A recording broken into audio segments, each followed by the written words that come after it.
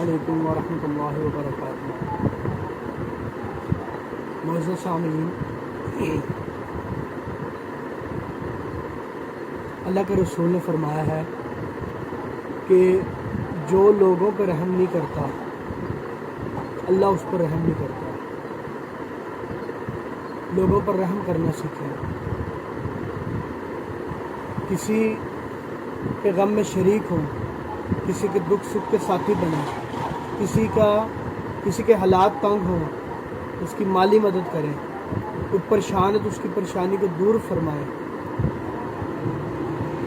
اور اگر اس چیز میں بھی طاقت نہیں رکھتے تو کم از کم دوسرے کو حوصلہ دینا سیکھیں، یا کم سے کم کسی مشکل میں اس کے مدد نہیں آ سکتے تو اس کی مشکل کو بڑھائے نہیں۔